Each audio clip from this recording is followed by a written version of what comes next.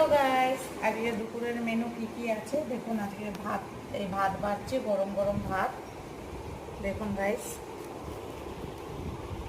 এখন ভাত বাড়ছে, ইলিশ মাছ ভাপাটা আসছে, বোন নিয়ে আসছে।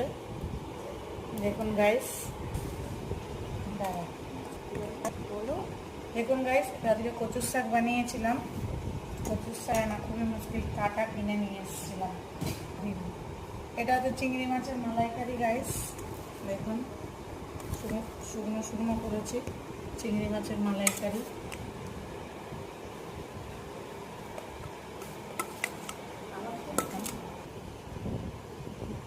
চলুন গাইস, তাহলে ইলিশ মাছ দিয়ে দুটো ভাত খেয়ে নিই, দিয়ে কচুর শাক দিয়ে ইলিশ মাছের মাথা দিয়ে।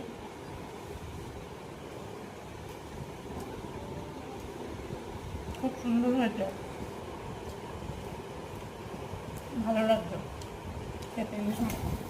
ইলিশ মাছের মাথা ছোলা বাদাম দিয়ে করেছি।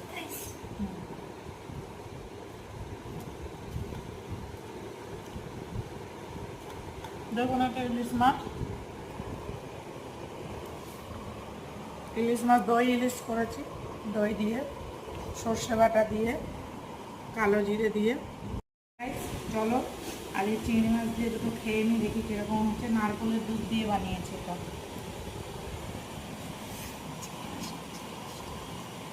ভালো করে নুন। চিংড়ি মাছটা ভিতরে মশলা ঢুকেছে পুরো, একটু খেয়ে দেখাই। চিংড়ি মাছটা খাও শুধু? তাহলে চিংড়ি মাছটা একটু খেয়ে দেখাতে দেবেন।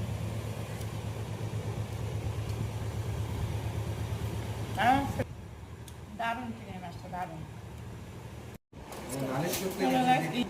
চলো গাইস, দেখি ইলিশ মাছ দেখতে খেয়ে নিই। চলো গাইস, ইলিশ মাছ দিয়ে তো ভাত খেয়ে নিই। দেখি ইলিশ মাছটা দেখুন, পুরো গলে গেছে একদম। খুব টেস্ট, সুন্দর হয়েছে।